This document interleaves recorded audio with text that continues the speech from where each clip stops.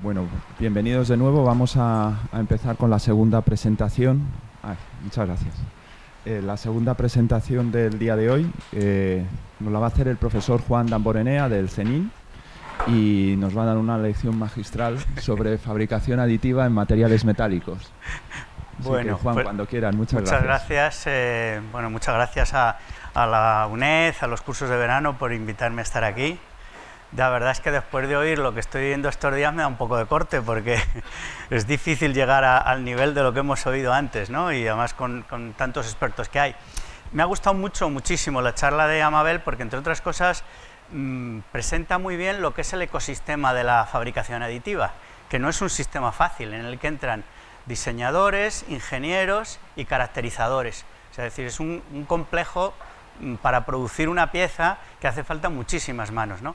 Y esta idea de colaboración, que ahora hablábamos también con Fernando, yo creo que es una de las piezas claves para el desarrollo de la fabricación aditiva. Y yo pertenezco a este tercer grupo, al de caracterizadores. Entonces lo que hago es aprovecharme de lo que hace Amabel, de lo que hace Agustín en Signova, que fabrica la máquina, y entonces yo lo que hago es aprovechar y escribir un paper con todo lo que ellos han hecho, ¿no? Entonces espero no defraudaros. Bueno, yo me voy a remontar al principio de la creación, y es este señor, que es Theodor Maiman, que en 1960 tiene la idea genial de inventar el láser, ¿no? O sea, es un hombre que tiene una vida fascinante y que, sin embargo, digamos que no ha tenido el reconocimiento que merecía.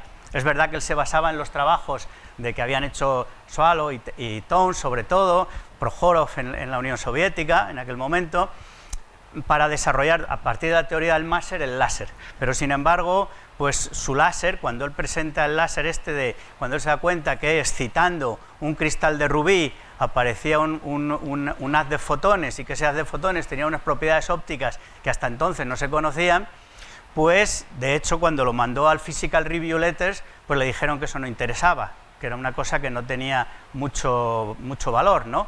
Y él, como él trabajaba en Hughes Corporation, pues la Hughes le dijo, no, esto lo vamos a presentar, y lo presentaron en una rueda de prensa ante los periódicos, y entonces pues se cuenta esa anécdota tan famosa. El láser que él descubrió es esto, que como veis tiene 3 centímetros, ¿no?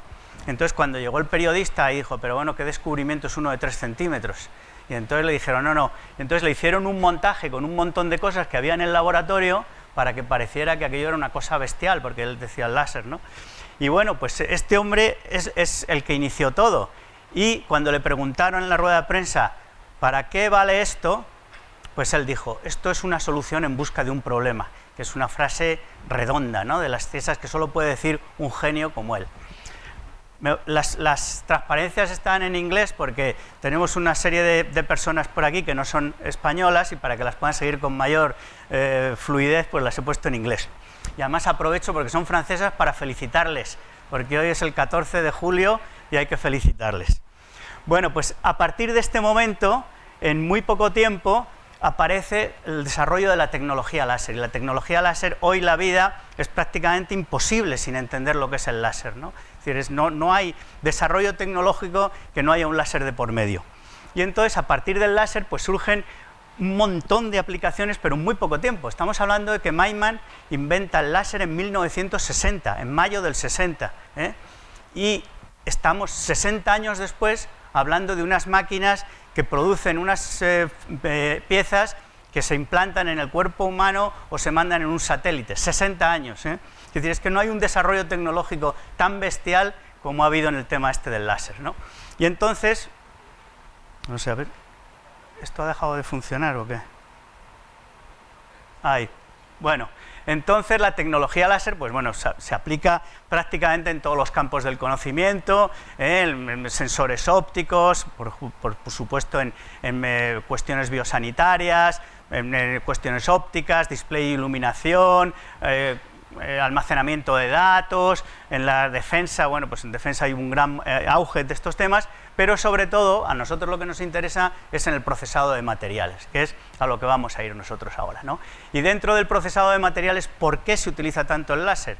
Bueno, pues el láser se utiliza porque esa energía electromagnética, ese haz de fotones, es capaz de absorberse sobre la superficie del metal y producir un efecto térmico, ¿no? o sea, le puede transmitir energía, y entonces esa energía pues puede calentar el metal, lo puede fundir o lo puede vaporizar. Claro, esto ya nos abre otro mundo de posibilidades. Entonces, los primeros trabajos que se hicieron, sobre todo en los años 70 y en los años 80, es lo que se llamaba el laser hardening, que era aplicar unas láser sobre una superficie metálica, hacerle la transformación martensítica, pero eran fundamentalmente aceros, y endurecerlo. Y eso durante mucho tiempo pues, se veía como un gran avance, ¿no? Y luego, por otro lado, también se vio que como tú aportas mucha energía, pues puedes vaporizar ese metal, y si lo vaporizas, pues puedes hacer operaciones de corte, de agujereado, etcétera, etcétera, ¿no? De marcado, y por lo que tú quieras. Y entre medias están las aplicaciones en las que nosotros hacemos fundir el material metálico, y si lo fundes el material metálico, pues llegas a un tipo de tratamientos, sobre todo al principio era el laser cladding, y a partir de los años 2000 empiezan ya el selective laser melting, en los que nosotros vamos a fundir unos polvos y vamos a hacer una aleación sólida, ¿no? Claro, con esto, con todo lo que nos supone, ¿no? Bueno, ¿y por qué el láser viene aquí a la aditiva? Bueno, pues porque tradicionalmente los procesos de manufactura, digamos que tienen dos grandes etapas. Por un lado está lo que es el procesado. Nosotros tenemos un bloque de material y queremos hacer una pieza, y entonces empezamos a hacer los métodos tradicionales mediante la tecnología de sustractiva, empiezas a hacer una pieza, y luego, una vez que la tienes esa pieza, normalmente tienes que unirla, ensamblarla junto con otras piezas. Y entonces aquí es cuando surge la fabricación aditiva, y decimos, ¿y por qué no procesamos y consolidamos la pieza todo junto en una operación? Y eso es lo que nosotros llamamos la fabricación aditiva, que además tiene muchísimas ventajas, porque nosotros vamos a poder hacer, por ejemplo, piezas de geometría muy compleja, que mediante la fabricación sustractiva pues prácticamente son imposibles de realizar. Reducimos los tiempos de fabricación en este tipo de piezas tan complejas, también hay que decirlo, ¿no? Cuando uno se mete en una tecnología siempre la vende como la mejor, ¿no? Y se calla las cosas que tienen mal, pero en piezas complejas es verdad que se reducen los tiempos de producción. Son piezas que normalmente son, digamos que, listas para emplearse, es decir, que se producen y de ahí pueden pasar directamente a los sistemas de producción, y además es que tienen todas las propiedades funcionales y estructurales. Y esto es muy importante a la hora de hacer una pieza, que mantenga toda la estructura a pesar del proceso en el que se ha ido fabricado. Luego tiene una siguiente parte importante, esta foto te sonará, Fernando, es que es un ambiente de trabajo pues muy amigable, ¿no? Es muy limpio. O sea, cuando uno va a un taller, lo primero que le llama la atención es que pues hay grasa, hay ruido, hay un montón de taladrinas por ahí, virutas, etcétera. Entonces, cuando entra uno aquí, entra como en una sala de un hospital, ¿no? Está todo limpio, todo bien ordenado, incluso la del CENIN, que es sorprendente, que es esta, está limpia y ordenada, ¿no? Entonces, porque nosotros como somos metalúrgicos, somos un poco sucios también, ¿no? Pero bueno, aquí la veis que está muy limpia la sala. Y por último, lo más importante de todo es que ahorras mucho material, ¿no? Es decir, que la fabricación aditiva nos va a permitir eso que se dice la reducción del inicial al final, reducirlos considerablemente, ¿no? El buy to fly. Entonces, tradicionalmente, ¿no? Aquí tenemos que en la industria en general, en la industria aeroespacial, cuando tú quieres hacer una pieza, pues como la que hay aquí, y tú partes de un bloque determinado, entonces esto normalmente partes de una pieza que pesa 10 y acabas en una pieza que pesa 1, con lo cual en comparación con la sustractiva vamos a ahorrar muchísimo material, más en materiales como son los de la industria aeronáutica, que son de alto valor, es decir, que son escasos, son complicados, etcétera. Entonces, pues aquí tenemos esto, ¿no? De hecho, en 2009 hay un estudio que sacó la NASA, que decía que ellos partían de un bloque de 2.700 kilos de titanio hasta dejar a uno de 170. Y todo lo demás se pierde, se van en escoria, en virutas, etcétera, en polvo, que se queda por ahí, ¿no? Entonces, ellos decían, además, es necesario reciclarlo porque para hacer esta pieza tú tienes que utilizar centenares de litros de líquidos de corte durante el fluido, las taladrinas, lo que hablábamos antes de que era un proceso un tanto sucio, ¿no? Entonces, el ahorro de todo esto, el hacer una pieza más ligera, etcétera, también se traduce luego lo veremos más adelante, en reducción en los consumos que van a tener los motores y tal. ¿Por qué? Bueno, pues aquí tenéis, Amabel ha contado antes la importancia de la optimización topológica, comentario muy breve de ello, ¿no? Claro, la fabricación aditiva no solo te permite hacer una pieza, es decir, si esto es un soporte tradicional, por ejemplo, en la industria aeronáutica, tú mediante la fabricación aditiva vas a permitir, como veremos más adelante, te va a permitir hacer una pieza que tú la diseñas, porque hay mucha parte que no es estructural de la pieza, hay mucha parte que sobra. Entonces, si yo no la pongo y solo pongo donde hay refuerzos realmente que yo voy a necesitar, pues claro, yo puedo reducir, en este caso, se reduce un 65% el peso. Pasas de 1 kilo que pesa la pieza esta inicial a 400 gramos que pesa la final. ¿Y esto en qué se traduce? Pues se traduce en una reducción del consumo del 4 al 7%. Ya sabéis que en aeronáutica, y esto es así, es decir, cada kilo son centenares de litros de fuel que se consumen de más. Y por tanto son centenares de toneladas de CO2 que van a la atmósfera. Y ese es el gran reto que tiene la industria aeronáutica, reducir, manteniendo la capacidad estructural íntegra, ¿no? Entonces, bueno, cuando llegan tradicionalmente los láseres que se estaban utilizando en las aplicaciones de procesado de materiales, pues eran los láseres de neodimio jack y del CO2, ¿no? Que era el que había entrado con más fuerza de todos, porque era el que había conseguido las grandes potencias. Al principio estábamos un poco cegados con lo de la potencia, ¿no? Es decir, aquí hubo una competición en España, se llegó a instalar, el grupo de Mondragón llegó a instalar al Zahor un láser de 8 kilovatios, ¿no? Que es una auténtica bestialidad, ¿no? Entonces, ya en finales de los 90 entran los láseres de fibra, y entonces los láseres de fibra suponen otra vuelta de tornillo dentro de lo que es, y es lo que da, digamos, la fabricación aditiva, lo que da el vuelco definitivo, la incorporación de este tipo de láseres que tienen menos mantenimiento, son más pequeños, tienen unas potencias muy elevadas, tienen también un haz muy colimado, y por tanto nos va a permitir trabajar con mucha precisión, ¿no? Y esta situación es la que arranca la fabricación aditiva. De todas maneras, aunque el láser es el corazón de la máquina, no deja de ser más que una pieza más de todo el proceso, porque luego ya nos ha contado, es decir, tú puedes tener un láser muy bueno, que si no tienes los conocimientos de Amabel no haces nada, ¿no? O sea, que el sistema es muy complicado, ¿no? Entonces, es importante el láser, pero no es lo único. Y claro, cuando uno ya tiene todo esto, pues automáticamente pues aparecen todos estos campos donde va a ser posible la fabricación aditiva, ¿no? Que van pues del aerospace, el aeroespacial, el automóvil, estructurales, medicina, etcétera, etcétera, etcétera, ¿no? Y esto es un artículo que ha aparecido hace poco, del 21, en la que ve cómo se va desarrollando en la actualidad, o sea, qué sectores son los que más tiran, ¿no? Entonces, el sector aeronáutico es uno de los que más tira siempre de todo, porque es un sector muy innovador. Claro, no es lo mismo estar operando en tierra que estar operando a 10.000 metros de altura, porque claro, aquí una avería, pues tú te echas ahí al margen de la carretera, te paras, llamas a la grúa, pero a 10.000 metros de altura, una avería, pues te vas al carajo, ¿no? Entonces, en este caso, pues siempre tira mucho. El 20% prácticamente de lo que es la fabricación aditiva está casi en comparación con el automóvil, ¿no? Y la medicina, que era la gran esperanza, porque se hablaba mucho, luego veremos, de las posibilidades que tenía la fabricación aditiva en la medicina, en la biomedicina, pues está ahí un poco más atrasada de lo que cabría esperar. Bueno, pues la tecnología láser, digamos que en el tema de la producción aditiva abre dos grandes campos de trabajo, ¿no? Una cosa es lo que se llama la deposición directa de energía, el DED, y otro lo que son la fusión por polvos, que es lo que prácticamente vamos a hablar nosotros más.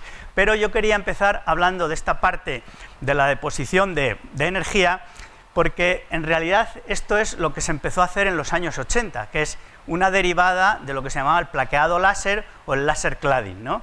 Entonces ha habido un artículo hace muy poquito de Zikin en el que dice el laser cladding tiene muchos nombres, y es que es verdad, porque claro, es verdad que suena a decir, es un poco viejuno decir lo de laser cladding, ¿no? Entonces pues se dice lo de el Direct Energy Deposition, el Laser Direct Metal Deposition, pero todo en el fondo es lo mismo. ¿Y en qué consiste el laser cladding o el DED o como lo queramos llamar? Pues básicamente lo que consiste es en un haz láser que está focalizado sobre una superficie, y sobre esa superficie nosotros estamos inyectando un polvo o estamos inyectando un alambre de una determinada composición. El haz láser interacciona a la vez ese polvo, ese haz, con la superficie, lo funde y lo deposita. Entonces, si tú controlas bien los parámetros, lo que vas a hacer es que la dilución sea mínima y por tanto obtengas en superficie una capa totalmente distinta.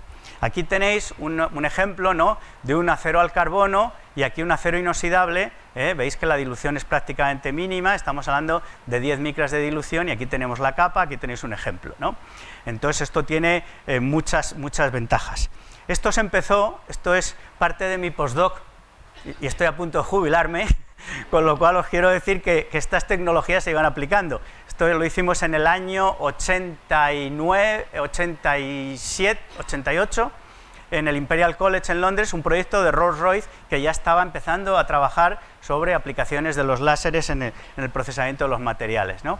Y bueno, pues desde entonces se ha ido avanzando mucho, ¿no? Y se ha utilizado, pues por ejemplo, pues en reparación. Aquí tenemos una válvula de un barco, entonces pues se les pone recubrimientos de estelita, se les pone, pues sobre todo en reparaciones de bielas grandes, de motores grandes, en álabes de turbina, la reparación, etcétera, ¿no? Entonces tú vas generando una capa como la que ves aquí con esta microestructura. Esto es una estelita 6, que es entonces, bueno, pues vas haciendo todo este tipo de cosas. Y claro, a alguien se le ocurrió después, bueno, y si nosotros esto lo montamos en una plataforma, pues también podemos hacer fabricación aditiva, y esto es el DED este famoso que ahora está tan de moda, ¿no? Y que hemos visto pues en algunas aplicaciones, incluso en algunas máquinas, ¿no? Nosotros tenemos una plataforma de construcción como las tenemos en la fabricación aditiva convencional, un haz láser o un haz de electrones, un carrete en este caso de alambre o de polvo también, y tú vas fabricando capas y capas y capas y obtienes pues lo que veis aquí. Claro, esto tiene algunas limitaciones, ¿no? El DED. Normalmente pues no puedes hacer unas estructuras muy complejas, porque no, por el propio sistema no te lo permite hacer, ¿no? Entonces, bueno, pues aquí tenéis estos cubos que luego veremos hechos con las técnicas de DMLS, que son muy diferentes, ¿no? Tienen muchísima rugosidad. Esto es una cosa que luego necesitas unas etapas de mecanizado final. Hay veces que es tanto el aporte calorífico que te aparecen grietas, ¿no? Y sobre todo, bueno, pues se pierde mucho material, que es más difícil reciclar que en el caso de la fabricación aditiva por cama de polvo, ¿no? Por eso, pues lo que más interesa ahora en la actualidad es todos estos sistemas de fabricación aditiva. Para que os hagáis una idea, esto en los años 90, o sea, en el año 83 es cuando Joule, que ya os lo habrán contado, digamos que inicia la estereolitografía, y entonces eso es digamos el padre de todo este sistema. 10 años después sale la primera de EOS en el 94, y el recorrido que empieza a tener es tan bestial que ya en 2009 pues la ASTM tiene que crear un grupo de normalización, porque ya empiezan a utilizarse piezas y tú necesitas saber si eso que se está haciendo tiene buenas características y es factible llevarlo a la industria, ¿no? Y es la primera definición que aparece de la la manufactura aditiva como un proceso de unión de metales para hacer objetos 3D, normalmente capa a capa, en oposición a lo que es la sustractiva directamente. Bueno, ¿y cuáles son los pasos que vamos a tener que utilizar aquí en la fabricación aditiva? Bueno, pues digamos que son 5 pasos muy importantes, ¿no? Primero es el material que vamos a utilizar para hacer nuestra aleación, luego está el diseño del que hemos tenido una lección magistral antes, luego está la propia impresión, qué sistema vamos a utilizar, Otro cuello de botella que tiene la fabricación aditiva es el postprocesado. Una vez que tenemos la pieza, antes de utilizarla, ¿qué hay que hacer? Hemos dicho que, a diferencia del otro, las piezas son casi ready to use, listas para usarse, pero luego en la realidad pues todos sabemos que eso no es así. Luego hay que hacer una caracterización de ese material que nosotros vemos, tanto offline como online, y luego, si este material vemos que finalmente es susceptible de ser empleado, pues vamos directamente, pero si no, hay que volver a hacer todo el ciclo. Entonces es un sistema que lo que comentábamos antes, complejo, en el que intervienen muchas manos. Con respecto al material, bueno, este era al principio, si cogéis la literatura, por ejemplo, hasta el año 2012, una de las grandes desventajas que se hablaba del additive manufacturing es que no existían materiales, que había muy poquitos, se circunscribía a unas aleaciones de titanio, a un acero inoxidable, etcétera. Esto en la realidad hoy en día ya no es así, ¿no? Es decir, aquí he recogido una serie de aleaciones que están en este momento ya disponibles para utilizarse y que prácticamente son la totalidad de los materiales estructurales que venimos utilizando, más otros que no son estructurales pero que utilizamos, como pueden ser el oro, la plata, ¿no? Las aleaciones de magnesio, las aleaciones de zinc magnesio, aleaciones de alta entropía. Pero, por ejemplo, en aceros ya hay multitud de aceros que se pueden utilizar para hacer fabricación aditiva, ¿no? Hace poco la NASA lanzó la HR1, que es una superaleación base hierro, y que ya la ha probado en un par de satélites y funciona, la JBK75, que es prácticamente parecido, pero vamos, hay aceros inoxidables de precipitación, hay aceros inoxidables de todo tipo. Desde luego, de níquel, inconeles están prácticamente todos, y de titanio, pues ¿qué os voy a contar? En titanio digamos que dentro del campo de lo que es tanto la aeronáutica como la biomedicina, pues es uno de los temas que más se está haciendo. Entonces, y sobre todo luego veremos también las aleaciones de aluminio, que ahora mismo están siendo uno de las partes de tirón de este material. Pero no solo este tipo de aleaciones son las que se están llevando adelante a la práctica, sino que también se están llevando composites de matriz metálica, ¿no? O de matriz cerámica, ¿no? Como pues hierro grafito, titanio grafito, titanio carburo de silicio, aluminio de silicio, carburo de silicio. Es decir, que es que hoy en día ya podemos decir que se está trabajando con prácticamente la totalidad de los materiales, y los que no se fabrican, porque una de las posibilidades que hay es que si tú tienes una idea, bueno, pues puedes fundir esa aleación, atomizarla y hacerla. O sea, que decir que el material ya hoy en día no es tan problemático a la hora de hacernos con la fabricación aditiva. No obstante, la mayor parte, como os comentaba, pues entre las aleaciones de aluminio y las aleaciones las de titanio y el acero, es prácticamente el 70% de las aplicaciones que se están haciendo en fabricación aditiva en la actualidad, ¿no? Esto es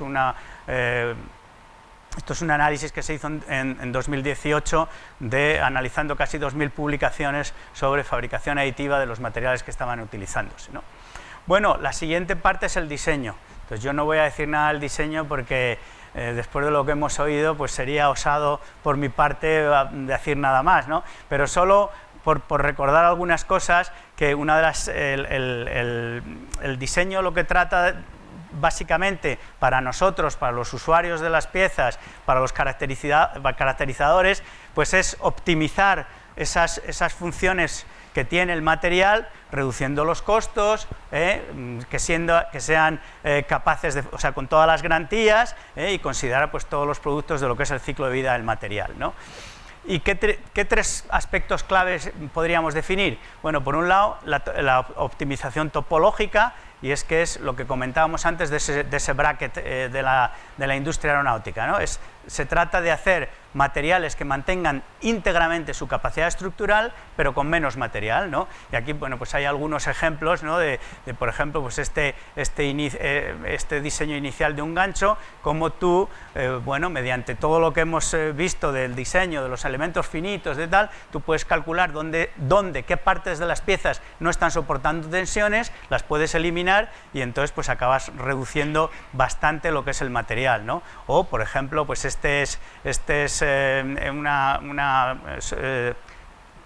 una empresa de software que es una subsidiaria de Airbus, que diseñaron pues una estructura para moto que, bueno, pues que podría estar hecha en 3D, reduciendo el peso en un 30%.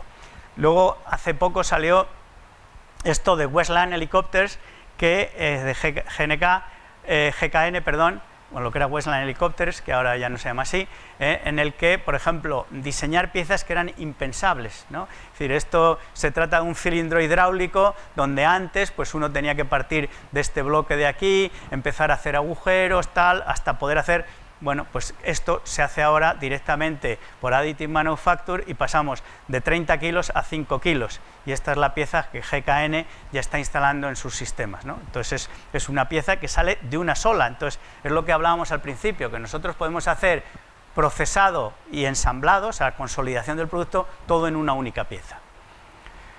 Bueno, el diseño pues nos va a permitir hacer pues multitud de cosas, ¿no? Es decir, aquí tenemos pues los típicos scaffolds hechos de distintas maneras, ¿no? Aquí superficies giroides. Bueno, hay cantidad de posibilidades que el diseñador junto con el experto en materiales pueden hacer para que respondan a unas necesidades concretas de su producto. O pues aquí, ¿no? Esto es una cosa hecha también en el CENIN, ¿no? Donde son unas hélices que se están haciendo bueno, pues para la posibilidad de poderlas utilizar en unas determinadas embarcaciones, ¿no? Luego, lo segundo después de esto es reducir. Hay un tema importante en el diseño y es, vamos a intentar eliminar, porque una de las partes más tediosas, de luego, cuando uno tiene una pieza, es quitarla, ¿no? Entonces tienes que ir a una máquina de electroerosión, a un disco de corte, etcétera. Bueno, pues una de las grandes tendencias que hay ahora es ver cómo reducimos el mínimo de soportes para que se puedan quitar, ¿no? Y entonces, pues aquí hay un ejemplo la optimización topológica de unos abridores de botella. Todo esto siempre en principio se empieza por cosas sencillas antes de llegar a hacer la carcasa del Airbus 380, ¿no? Entonces, bueno, pues en el que solo con 3 patillas han logrado levantar toda una estructura, ¿no? Bueno, pues esto es una de las cosas que tenemos que hacer. Y luego, por último, claro, lo más importante que nosotros estamos viendo es que si en el diseño podemos meter unas condiciones tales que minimicen el postprocesado, pues es que ya hacemos la panacea, ¿no? Porque es que ya en una pieza lo sacamos todo ya realmente listo para su empleo y para su uso. Bueno, después del diseño estaría la otra parte que nos toca, es lo que es la impresión 3D, ¿no? Y entonces aquí en impresión 3D, pues bueno, hay multitud de equipamientos, ¿no? Estas son las primeras máquinas que salieron, que son las que curiosamente han dado el nombre a los procesos que utilizamos, ¿no? O sea, DMLS es una patente de EOS, el Renisó al principio patentó el nombre de Metal 3D Printing, aunque ahora ya en sus comunicaciones hablan de Selective Laser Melting, que fue lo que metió este equipo, el MTT-SLM.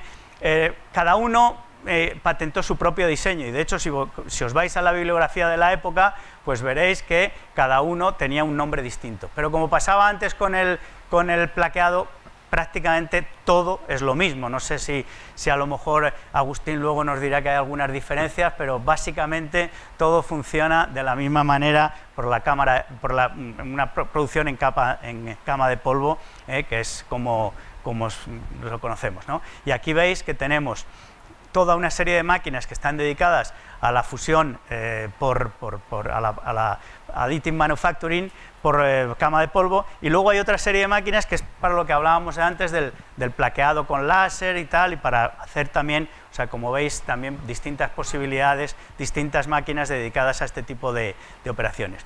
Esto era en los años 2000 hasta 2010 o así. En la actualidad hay más de 60 empresas que fabrican máquinas para tratamiento de metales, de materiales metálicos, de fabricación. Entonces, como veis, esto es esta transparencia está sacada de una agrupación empresarial alemana en la que han hecho esto. Entonces, pues claro, te quedas sorprendido que en muy poco tiempo el número se ha multiplicado. Seguramente algunas caerán, se unirán, etcétera, y esto es lo que hay, ¿no? Los crecimientos que están experimentando, la parte esta, si veis por ejemplo lo que son los materiales metálicos, que son los verdes, bueno, pues en este momento, después del parón este que ha habido con la pandemia, pues está otra vez disparando, por lo tanto el futuro del crecimiento de las tecnologías de fabricación aditiva en materiales metálicos parece que está bastante asegurado, ¿no? ¿En qué consiste aunque ya lo habréis visto y estaréis aburridos de verlo, pero bueno, yo no me queda más remedio que repetirlo, los sistemas estos de fabricación en capa de polvo pues son tan básicos o tan sencillos, veremos luego un vídeo pues como esto, ¿no? Es decir, eso es una cama de polvo donde hay un láser que se mueve, vamos, mediante un sistema galvanométrico de espejos, en el que el haz láser va pegando sobre la superficie y va haciendo, pues como veis aquí en esta figura, pues que lo que va haciendo es ni más ni menos que... Bueno, no funciona esto. Bueno, pues quiere decir que va dando el haz láser y como vais viendo, pues va pasando y va haciendo este tipo de figuras que finalmente pues acaban pues en esto que vemos aquí, por ejemplo, pues en unos scaffolds o en lo que queramos, ¿no? O ya en la siguiente, que era un vídeo que por lo que se ve no funcionan aquí, o aquí, no sé dónde...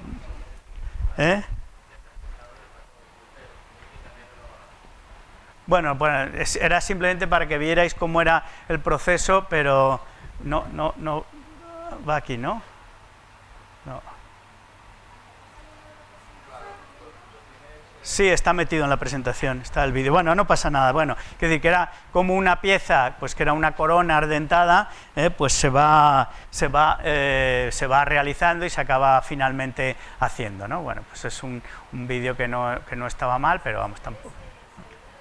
Ah, mira, está aquí lo veis. Esto es de Stratasys. Stratasys yo creo que ahora hace fundamentalmente materiales poliméricos, ABS, pero en su momento también, ¿no? Es decir, cómo hacer la máquina, es decir, primero todo el proceso del slicing y tal, y lo vas montando el sistema. Una vez que ya lo tienes el software que está enviado, bueno, pues se envía, ¿no? El haz láser pasa, hace las figuras.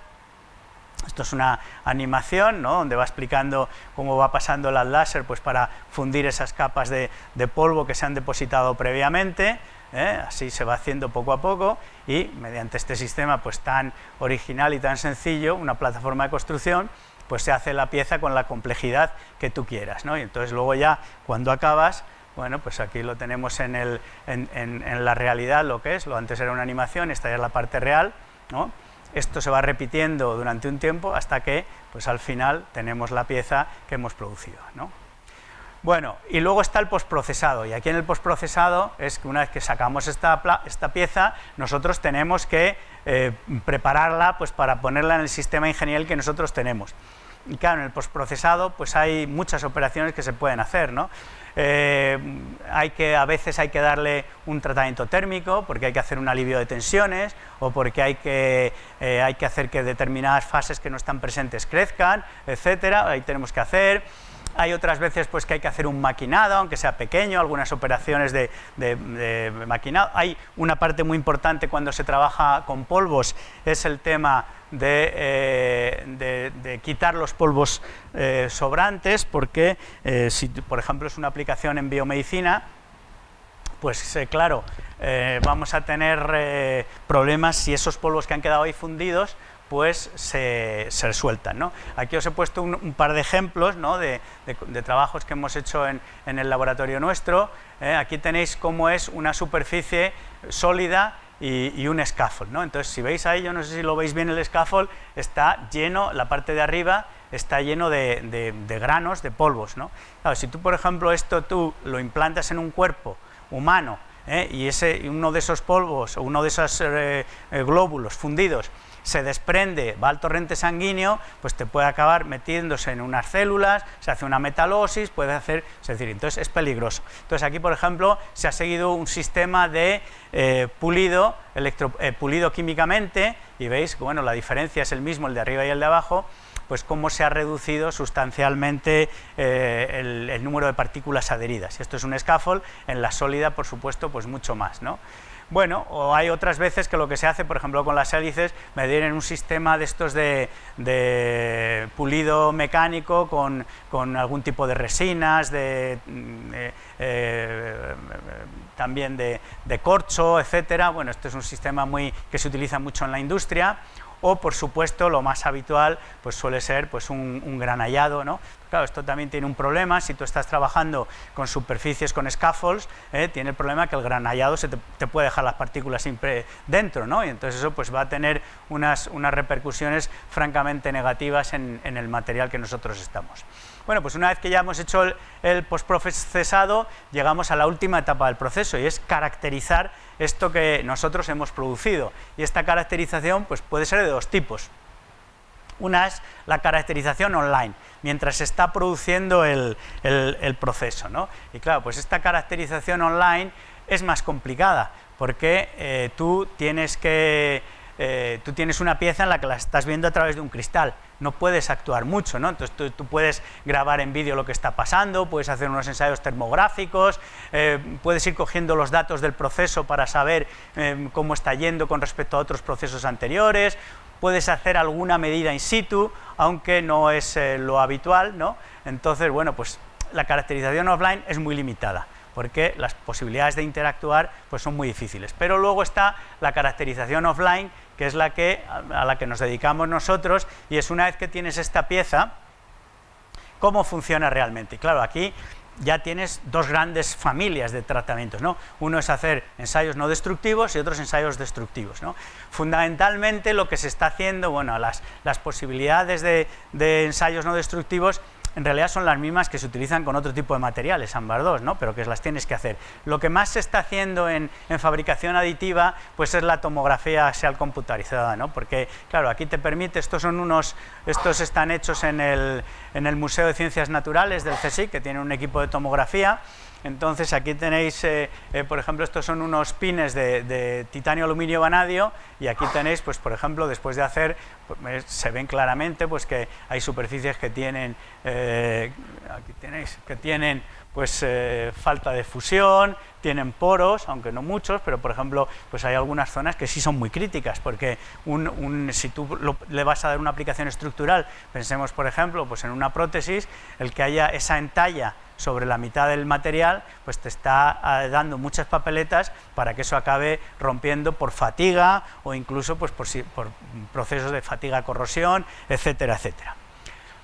Estos son, digamos que no destructivos, y con respecto a los destructivos, claro, hay cuatro grandes grupos que nosotros hacemos, ¿no? Quiere decir que, por un lado, estaría todo el tema de la metalografía. Claro, cuando tú coges una probeta, la cortas, la pules y la ves al microscopio, tú ahí vas a tener mucha información, porque vas a saber qué fases se han depositado, vas a saber los poros que hay, vas a poder hacer un análisis estadístico de saber la porosidad sobre la superficie, etcétera, ¿no? Entonces, bueno, pues aquí tenéis, esto es un aluminio silicio magnesio, procesado por láser, y bueno, pues tú ahí puedes discutir el tipo de microestructuras que se ha formado, las dendritas, puedes ver si hay segundas fases, etcétera. Lo que es más importante, aquí tenemos un titanio aluminio vanadio procesado sólido por láser, por DMLS, y entonces, bueno, pues lo que ves en primer lugar, perdón, es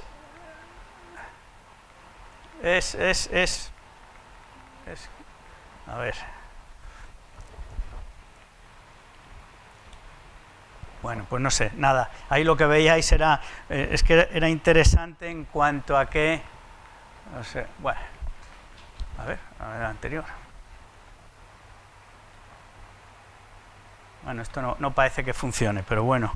Bueno, pues que era interesante ver que la microestructura que obtienes durante un procesado mediante DMLS es muy distinta a la que tú vas a utilizar, por ejemplo, si tú comparas con una aleación convencional. Entonces, esa aleación de titanio que nosotros veíamos, si tú compras el titanio de grado médico, el que se utiliza en los implantes, pues tiene unas fases, es una aleación bifásica, alfa-beta, con fases betas muy bien definidas, y en cambio, pues tú lo que tienes en este tipo de aleaciones, cuando las procesas por láser, es que tienes una estructura martensítica de titanio alfa, alfa-prima, y las partículas betas son nanométricas. mecánicas, con lo cual, si tú quieres llegar al compromiso de propiedades mecánicas, tienes que jugar con eso, tienes que hacer pues, un tratamiento térmico, ver lo que... Entonces, todas estas cosas hay que tenerlas en cuenta. Bueno, aquí tenéis un Inconel 718 crecido en dos direcciones, en la XY y en la XZ, pues para que se vean cómo son las distintas microestructuras que se obtienen.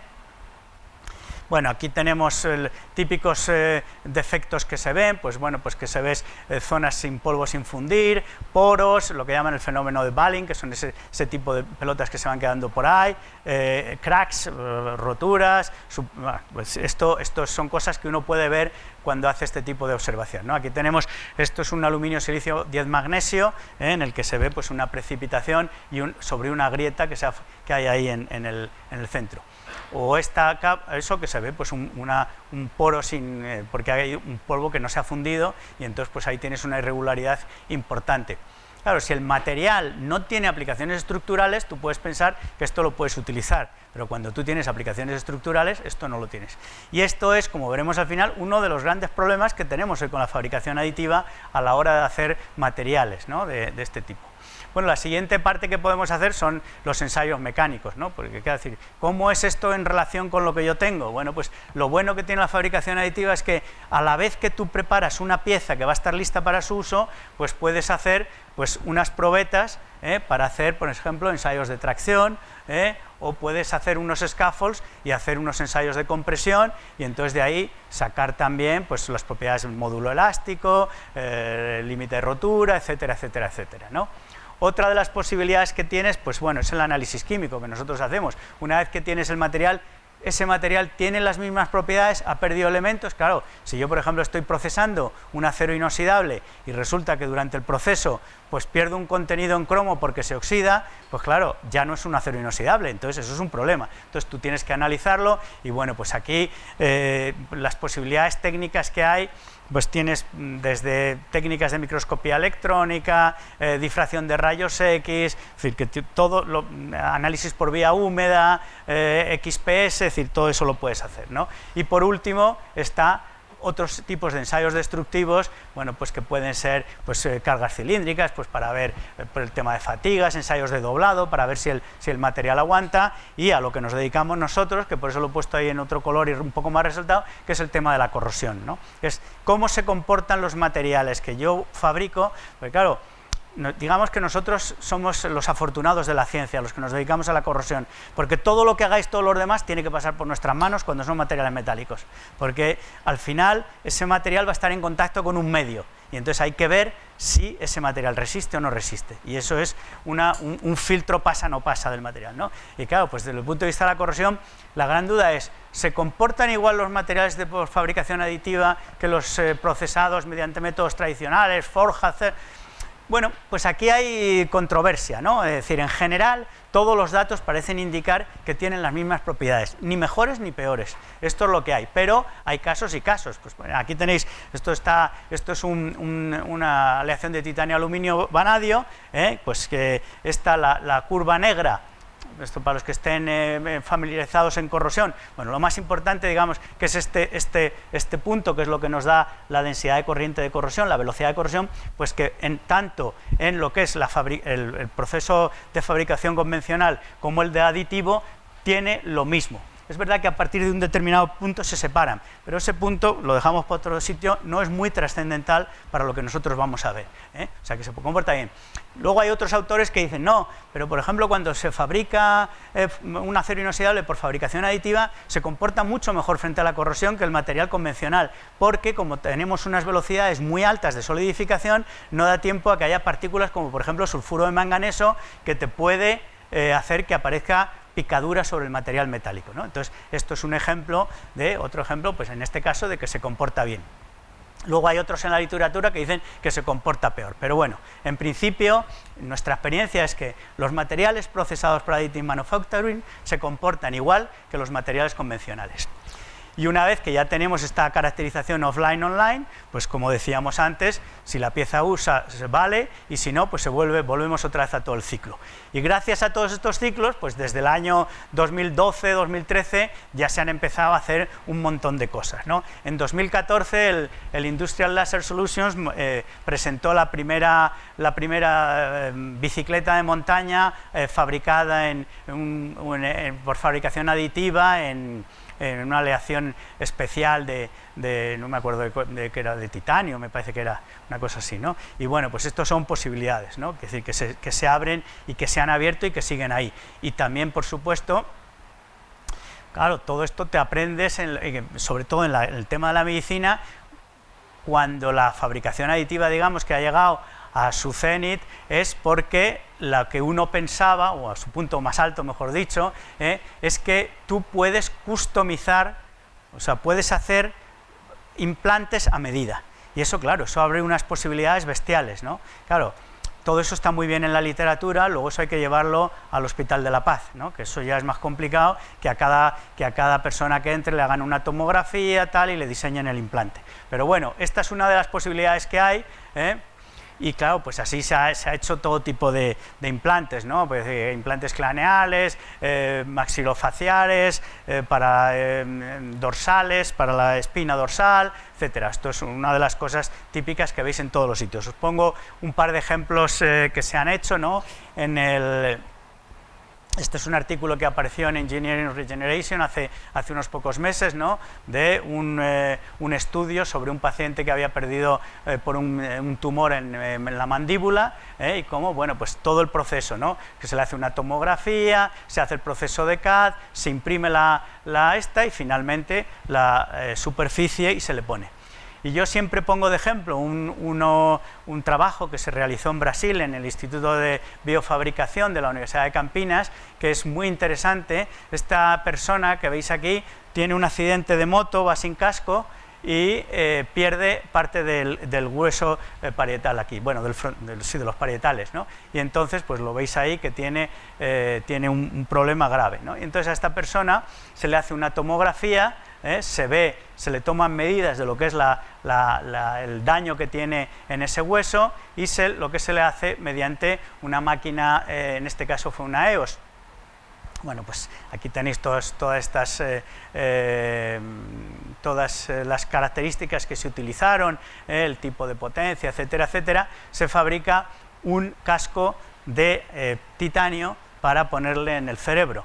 Y bueno, aquí lo tenéis, el modelo que se utilizó, porque se hizo un modelo en escayola y luego se le puso la placa de titanio, y 8 meses después, pues claro, la persona no tiene los mismos problemas, ¿no? Esto no es fácil de hacer, hay sitios donde es más fácil implementar directamente los modelos teóricos que los modelos prácticos, pero bueno, pero es un ejemplo de que es posible hacerlo y que se puede hacer y que los resultados son buenos. Es verdad que todo lo que tiene que ver con lo bio, hay unos protocolos tan lentos que, bueno, pues hace que, bueno, también es cierto porque es seguridad, ¿no? A fin de cuentas. Ahora hay mucho interés también en aleaciones de magnesio, ¿no? Aquí tenéis, por ejemplo, pues unos scaffolds porque claro, la idea que tenemos es, bueno, si yo pongo un implante metálico, el implante metálico, quieras que no, tiene una duración, porque bueno, pues hay problemas de reabsorción, hay problemas de que los módulos elásticos del hueso con el metal no son los mismos y por tanto pues lo acaba expulsando, etcétera, etcétera. Entonces, por ejemplo, ahora se dice, bueno, y si utilizamos unas aleaciones de magnesio que se corroan, que tengan una velocidad de corrosión controlada, porque claro, el problema es que el magnesio se corroe y echa mucho hidrógeno, entonces claro, si te empiezan a meter hidrógeno, te inflas como un globo, ¿no? Entonces, pues vamos a buscar unas aleaciones que tengan una degradación controlada. Y bueno, pues ahora se está trabajando pues en los tipos de la V43, bueno, la Z91, por supuesto, y aquí tenéis una imagen en la que se ve un polímero biodegradable de los que se usa en implantes no estructurales, a la izquierda, y a la derecha el de magnesio. Entonces, en el de magnesio pues ha habido oseointegración y hay crecimiento de hueso, cosa que no había en el otro, ¿no? Entonces, bueno, pues esto es un aspecto muy importante y de hecho, pues el magnesio es uno de los digamos, principales focos de investigación actualmente las aleaciones para hacer implantes, ¿no? El primer implante de tornillo de magnesio se puso en el 2013, que no estaba hecho por fabricación aditiva, pero bueno, pues en la actualidad ya ya se han hecho algunas aleaciones, como por ejemplo la AZ111, la WE43, etcétera, en las que se están estudiando y se están viendo que es un material pues de mucho futuro, ¿no? Esto es una revisión que acaba de aparecer hace muy poquitas semanas en la literatura. Y voy a ir acabando, para no haceros muy tediosa esta parte, voy a ir acabando con la otra aplicación aeroespacial. Bueno, como de aeroespacial, pues ya tenéis muchas. Yo voy a presentar unos resultados que me ha pasado Marta García Cosío, que presentó en el Congreso Nacional de Materiales, que fue hace un par de semanas en Ciudad Real, y que a mí me resultaron especialmente interesantes, ¿no? Y es la posibilidad de utilizar la fabricación aditiva. Esta es expediciones extraterrestres fuera de nuestro sistema solar. En el 2015 se lanzó el programa de la ESA, que es la de explorar Júpiter. Entonces Júpiter tiene tres sistemas, 3 lunas, que son Ganimedes, Calisto y Europa, y entonces pues se ha lanzado una sonda que va a estar 7 años y medio viajando por los espacios interestelares hasta que llega allí, y luego allí va a estar durante 3 años operativa, y entonces, bueno, pues claro, aquí una de las cosas que había que hacer era reducir la masa como fuera, asegurando integridad estructural. Bueno, hay una parte que la fabricación aditiva todavía... Quiero decir, uno no se atreve a hacer lo que es la base del material en fabricación aditiva, porque no está seguro que durante 7 años eso vaya a aguantar las tensiones, que ahí está sometido a vientos solares, a impactos, etcétera, etcétera. Pero sí hay un montón de equipamiento que va montado dentro de estas naves, en las que tú tienes que reducir la masa para que eso pues pueda ir más fácilmente, ¿no? Y entonces, bueno, aquí hubo un proyecto financiado por la ESA y la Unión Europea sobre nuevos componentes estructurales, en el que se detectaron 11 tipos de soportes que podían ir y que podían ser hechos en este material, ¿no? Y para esto se ha utilizado una aleación que hizo... Es una aleación nueva, bueno, nueva, tiene unos años, pero es una aleación de aluminio que tiene escandio, ¿no? Entonces, esta es una aleación que es una marca registrada de Airbus, que son los que la han sacado. Luego hablaremos también de la importancia de estas nuevas aleaciones, y entonces, pues que tenía unas propiedades mecánicas pues que las hacían susceptible de ser empleado. En primer lugar, era tratable térmicamente, que son las aleaciones de aluminio, muy importante. Tú la tratas y le puedes aumentar mucho sus propiedades mecánicas, ¿no? Bueno, pues estas son las propiedades, y luego la otra parte que tenía es que tiene una densidad pues que es de 270, que era una densidad aceptable para este tipo de materiales. Entonces, lo que hacen en CID, en esta empresa, es hacer unos diseños de todos los soportes que van a llevar sensores y cámaras, ¿no? Y entonces los empiezan a hacer, ¿no? Después que hacen todos estos soportes, el proceso, en este caso es un proceso que lleva prácticamente un gran desarrollo, ¿no? Porque tú empiezas con el diseño, luego con el proceso, haces el tratamiento térmico, lo quitas de la estructura, lo ves, le haces toda una serie de operaciones, lo que comentamos, ese ciclo de 5 se lo haces aquí, hasta que haces unos test de cualificación, la inspección, etcétera. O sea que es un proceso largo, pero finalmente se llegan a estas 4 piezas que veis aquí. Estas son que presentaron el otro día en Ciudad Real, en el Congreso Nacional de Materiales, y que son las que van en esta nave a camino de Júpiter, ¿no? Y entonces, bueno, pues luego aquí lo veis, uno de estos montado en los paneles de fibra de carbono que lleva, y ahí va pues el sensor determinado. ¿Qué se ha conseguido con esto? Bueno, pues con esto se ha conseguido primero una reducción del 50% en el peso de los soportes, y lo más importante, que es que por primera vez una autoridad aeronáutica ha certificado una pieza, porque este es uno de los cuellos de botella más importantes que hay ahora en la actualidad, la certificación, ¿no? Saber que esa pieza que nosotros utilizamos la podemos emplear en aplicaciones reales, ¿no? Y entonces la ha certificado, y esto era uno de los grandes logros que presentaron el otro día en Ciudad Real, ¿no? Thales Alenia, que es una empresa dedicada a la fabricación de satélites, durante mucho tiempo también ha estado trabajando con distintas aleaciones de aluminio, aluminio silicio, 7 magnesio, 0,6 de aluminio, es una aleación de aluminio, perdón, aceros inoxidables austeníticos, titanio, aluminio, vanadio, Inconel, y recientemente también han empezado a meter con el escalmaloy. Aquí la competencia que hay entre estas aleaciones es entre el aluminio, silicio, magnesio y el escalmaloy, ¿no? Que están ahí peleándose porque por ejemplo, el escalmaloy tiene pues un límite elástico mucho mayor, una resistencia específica mayor elongación, es decir, entonces funciona mejor, ¿no? Bueno, aquí tenéis unas características, lo que se ha hecho con estos equipamientos, utilizando tanto una máquina de concept láser como una de EOS, y se han fabricado una serie de probetas en las que se ha visto pues, que no tenían porosidad, se ha estudiado la microestructura, que es un poco lo que os contaba antes de la parte esta, antes de hacer nada, de la caracterización offline, ¿no? Se ha visto por ejemplo, que cuando se fabrica una pieza de escalmaloy por additive manufacturing y una de aluminio, silicio, magnesio, bueno, pues lo que vemos es que la porosidad es menor en una que en otra. Una cosa interesante es que independientemente de cómo se crezca la pieza, pues las propiedades mecánicas son muy parecidas, y bueno, pues aquí se fabrican estos soportes que veis aquí. Como os comentaba antes, esto tiene la ventaja de que a la vez que haces el soporte aprovechas el hueco de dentro pues, para hacer una probeta de tracción o una probeta de fatiga o una probeta para hacer un ensayo de doblado, y por tanto pues matas dos pájaros de un tiro. Y finalmente pues aquí tenéis, este está en órbita desde 2017, es un satélite pues, que lleva estos soportes hechos en escalmaloy, ¿no? Esto es otro ejemplo. ¿Cuál es el problema de todas estas nuevas aleaciones? Pues el problema que tenemos con estas nuevas aleaciones no es ni más ni menos que la guerra, porque las minas de escandio están en Rusia y en Ucrania. Entonces, todas estas cosas que quiere decir que muchas veces es como pasó con las aleaciones de interés aeronáutico, las de aluminio-litio. El aluminio-litio era, digamos que una de las cosas más prometedoras en la industria aeronáutica, grandes propiedades mecánicas, pero resulta que el litio, pues que era una cosa que no valía nada, de repente empezó a valer.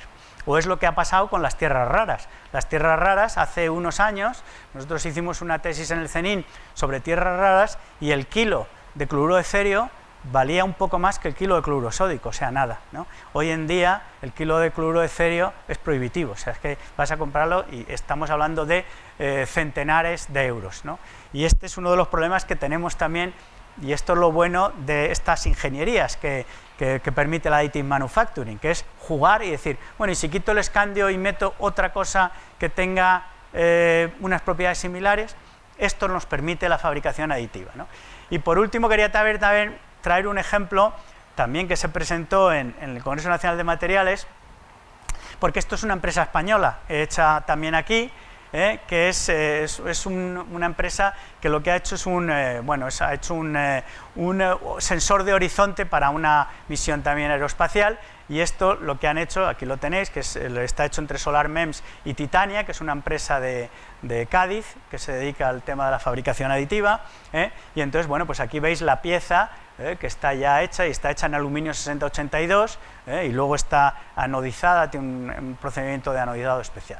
Bueno, pues igual que estos ejemplos, estos son muy novedosos, pues hay otros muchos. Ya hace unos años ya Boeing anunció que las nuevas boquillas, las nozzles para los motores, para la combustión, motores de combustión de sus aeronaves, ¿no? Para las turbinas, perdón. Entonces, bueno, pues estas tradicionalmente se hacían uniendo 20 piezas distintas, ¿no? Esto ahora se hace pues en una sola pieza, 25% más ligera, y habían encargado, me parece recordar, que cerca de 300.000 boquillas, ¿no?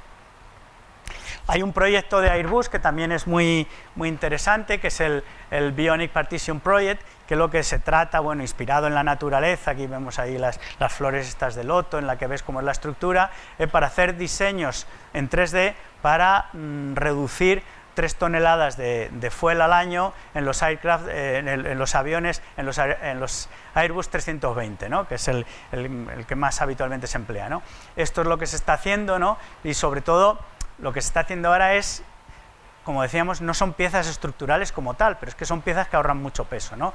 Todo el tema de los cinturones de seguridad, los broches de los cinturones de seguridad, los brackets que van al suelo donde se ponen los asientos, y en este caso pues las mamparas estas que separan el business de la clase turista o del capitán, pues también, bueno, pues aquí se está reduciendo un 45% el peso en estas estructuras hechas por fabricación aditiva, y bueno, pues ahí hay unos datos importantes de reducción en consumo, ¿no? Este es el otro bracket que se ha hecho para el suelo, y aquí lo tenemos, ¿no?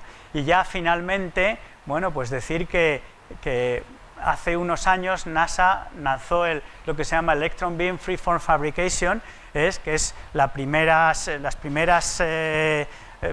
sistemas de fabricación aditiva que se han mandado en la Estación Espacial Internacional para hacer piezas en un momento dado, ¿no? Porque claro, uno de los problemas que hay cuando estás ahí arriba es que no puedes llamar al de Amazon y decirle, oye, súbeme, ¿no?, el fleje de la perlanga que se me ha roto, ¿no? Entonces pues tienes que hacerlo tú. Claro, una de las cosas buenas que tiene la fabricación aditiva es que reduce el stock de piezas, porque tú te las puedes hacer, ¿no? Entonces, claro, pensar en grandes barcos, ¿no? En todo lo que está haciendo ahora, todos los grandes portacontenedores que tienen que estar meses y meses en el mar de un sitio a otro, donde hay una rotura, tú puedes tener un estocaje de planos y hacerte la pieza para seguir funcionando, ¿no? Claro, en la estación espacial pues esto pasa igual, ¿no? Y ellos hicieron algunos ensayos, aquí lo tenéis, este es con un electron beam, yo no sé si se ve aquí, a ver si funciona porque esto es una especie de lo que hablábamos antes no, bueno, pues es que se veía muy bien en el vídeo, pero se ve que no.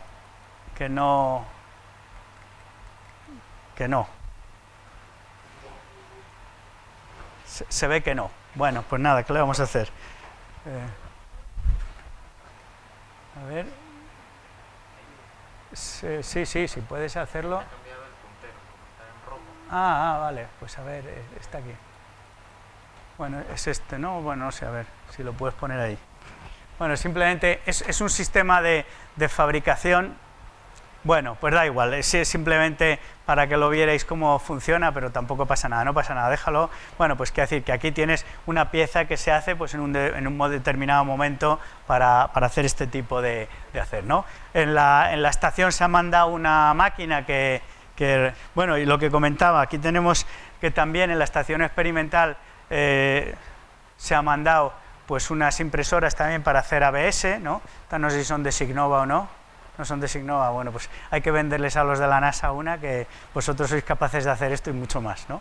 Que es para solucionar, pues para hacer este tipo de piezas, ¿no? Y bueno, ¿cuáles son los retos que entonces nos enfrentamos en la fabricación aditiva, tanto los diseñadores de equipos como los ingenieros de software, como los que nos dedicamos a los materiales? Bueno, pues hay una serie de retos, ¿eh? El primero de ellos es el que hemos comentado antes, es la certificación, es decir, el poder hacer piezas que puedan ser certificadas para usos estructurales. Esto es uno de los grandes problemas que tenemos, ¿no? Y es una de los requerimientos básicos para que esto siga avanzando de manera apropiada, ¿no? Por otro lado, otro segundo reto es pasar de lo que es, veis, este es el de Sculpteo en el 2020 ha sacado un informe muy interesante, ¿no? Entonces, todavía la fabricación aditiva mayoritariamente son prototipos, pruebas de concepto, son investigación. Hace falta aumentar mucho ya lo que es la producción. Es decir, veis que solo un 13% de lo que se hace se ha dedicado a la producción. Entonces, esto tiene que aumentar si queremos que esto viva, porque si no, pues los métodos tradicionales pues nos van a seguir adelante. Y para conseguir esto, bueno, pues hay una serie de costes. Es verdad, hay una serie de cosas que hay que solucionar. Por un lado está el tema de que la inversión inicial en fabricación aditiva es cara. Entonces, en comparación con tecnologías sustractivas, es más cara, ¿no? Pero además tiene otro problema, es que se tarda mucho en levantar las piezas. Hay todavía pues algunas limitaciones en cuanto al tamaño, aunque cada vez menos. El limited materials yo creo que ya no es hoy en día un gran problema, porque ya hemos visto que existen materiales de todo tipo, ¿no? El tema del postprocesado pues sigue siendo también un problema. Los defectos, lo que hablábamos antes, que hay poros, grietas, que pueden generar problemas mecánicos, problemas de corrosión. Y luego está, bueno, cuando uno oye a Mabel hablar, pues te das cuenta que es que tú puedes tener muy buenas intenciones, pero si no tienes un cerebrito al lado que te haga eso, no tienes nada que hacer, ¿no? Entonces, bueno, pues es verdad que necesitas un personal de muy alta cualificación, que controle mucho el tema del software, de cómo hacer todo esto, y esto es una cosa importante, ¿no? Por tanto, cuando nosotros hablamos de fabricación aditiva, pues claro, no es ver una pieza y decir ya está hecha, sino que aquí tenéis lo que es el mapa del procesado, y entonces, pues como veis, no es una cosa sencilla. Como decíamos al principio, hay muchas manos, hay muchos aspectos que uno tiene que tener en cuenta a la hora de hacer un diseño y sobre todo una utilización directa de este material. Pero aún así en eso estamos, y esto es una de las cosas que la Unión Europea también, cuando hizo el Horizonte 2020, también lo tuvo en cuenta. Es decir, nosotros tenemos que aumentar la producción, o sea, esto se dice siempre, luego lo que pasa es que luego nunca se hace, pero hay que industrializar Europa con tecnologías de alto valor añadido, y que hagan una competición con los mercados que vienen de fuera y que nos están comiendo, ¿no? Entonces, bueno, pues aquí está todo el tema esto de las factorías del futuro, de las empresas del futuro, etcétera, para hacer, ¿no? Y el objetivo es que el 20% del Producto Interior Bruto de la Unión Europea venga directamente de los procesos de manufactura, y esto es un reto que tenemos, ¿no? Y, bueno, pues aquí hay esta más, y por tanto, lo único que ya nos queda es acabar como empezamos, ¿no? Si decíamos que Maimon, cuando le preguntaron para qué sirve un láser, él dijo es una solución en busca de un problema, pues yo creo que aquí se puede aplicar muy bien. ¿Qué es la fabricación aditiva? O esto es una solución en busca de un problema, y es un problema, pero como hemos hablado a lo largo de todas estas jornadas, no se trata de que la fabricación aditiva venga a reemplazar lo que hace la sustractiva. Es decir, cada una tiene su nicho de aplicación, y aquí lo que estamos hablando es lo que no se puede hacer de otra manera, hay que hacerlo de fabricación aditiva. O sea, no tiene sentido ponernos a hacer clavos de fabricación aditiva, porque es que para eso hay otras tecnologías que son. Ahora, lo que sí tiene sentido es que una boquilla de un avión supersónico que requiere 20 piezas con un considerable ahorro, con un considerable gasto de material y de tiempo, etcétera, se puede hacer por fabricación aditiva. Y ese es el nicho, es buscar el problema en el que nosotros podemos acceder. Y nada, muchas gracias y gracias por vuestra atención, y espero no haberos aburrido y haberme ceñido al tiempo.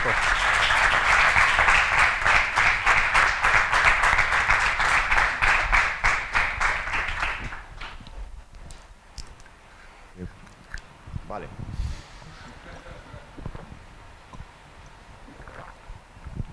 Gracias. Bueno, enhorabuena por la presentación. Yo me esperaba algo como mucho más metalúrgico, y efectivamente pues has presentado algo como mucho más ambicioso, porque lo has integrado con las posibilidades industriales, lo cual a mí, por mi dedicación, me ha gustado mucho más. Te iba a hacer dos preguntas. Una es sobre la caracterización de los materiales, que me llama la atención cómo sigues hablando de propiedades medias y no entras en la cuestión de las propiedades direccionales involucradas con el proceso propiamente de creación del material, porque Sí. a ver, esto se parece más a como a los materiales compuestos, ¿no? Que realmente la pieza se genera con el material a la vez con el proceso, ¿no? Y hay propiedades direccionales. Y entonces, bueno, pues no hablas más que de propiedades medias, nuevamente. Sí.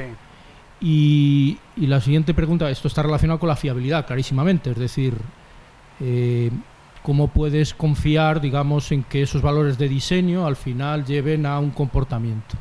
Y la siguiente está conectada con esta, y es lo que tú conoces, cuáles son los coeficientes de diseño que se manejan en manufactura aditiva, porque has puesto muchas aplicaciones, por ejemplo, aeronáuticas, en los cuales los coeficientes de diseño son bajos, claramente, para Muy ahorrar, bajos. pero tienes que, en este caso seguramente hay un precio que pagas, y qué relación tiene con la caracterización de los materiales. Nada más, gracias. Muy bien, bueno, sobre la segunda pregunta, tengo en mente algunos valores, pero no te lo voy a decir porque no sé si son verdad o no y no quiero meter la pata. O sea, no lo desconozco porque no lo trabajo yo directamente los coeficientes de diseño. A lo mejor Amabel puede hablar de eso, a lo mejor conoce más sobre los coeficientes. Sobre la primera pregunta, sí, efectivamente, no es lo mismo, y me parece que he puesto un par de... he puesto que en el caso de Alenia, que se veían como las propiedades del Skalmaloy crecidos en dirección XY o XZ cambiaban.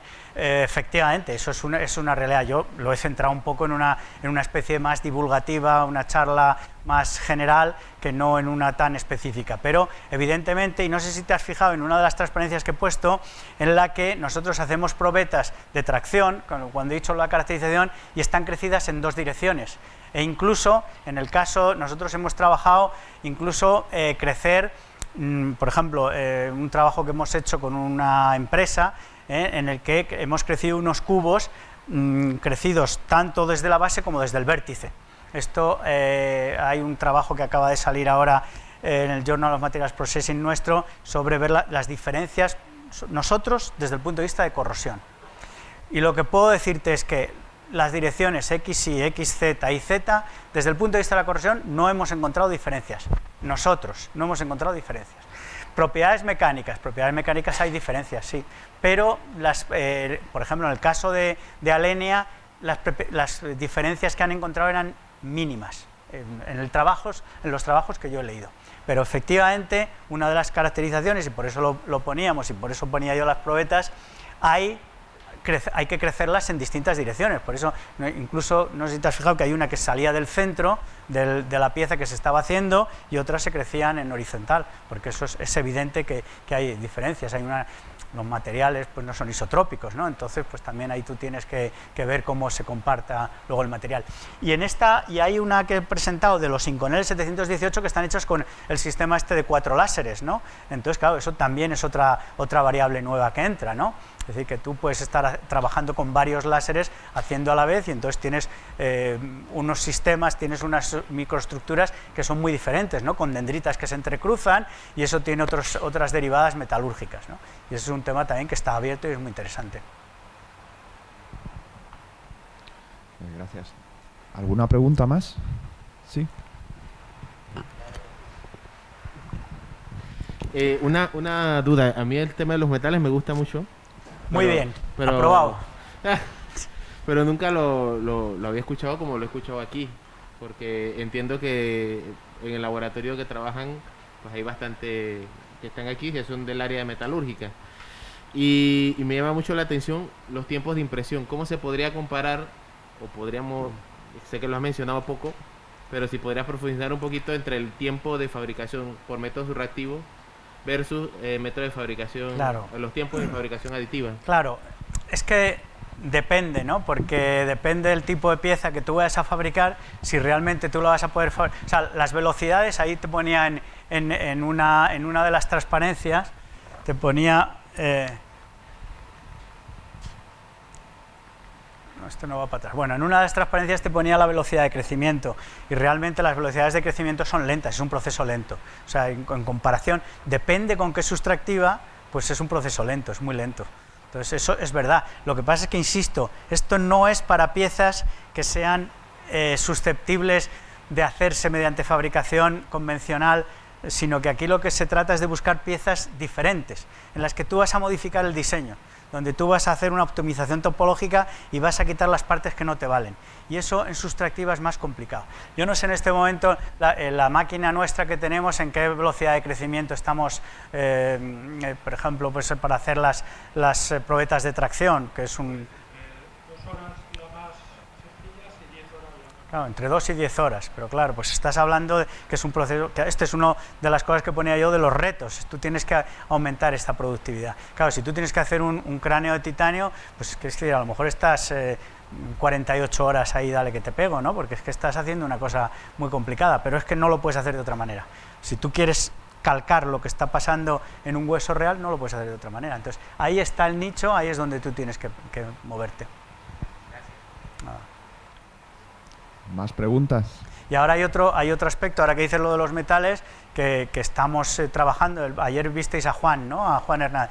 Pues que estamos viendo la posibilidad de una cosa que se está haciendo ya, se está empezando a hacer, es polímeros con polvo metálico.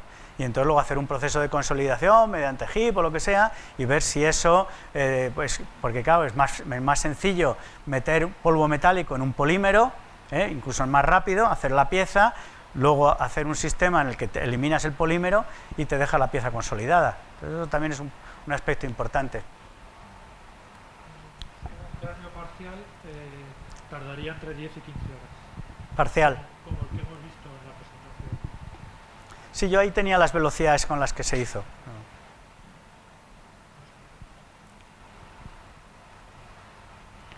¿Más preguntas? ¿No? Bueno, pues muchas gracias, Juan, por la presentación. Pues nada, muchas gracias a vosotros por vuestra paciencia. Y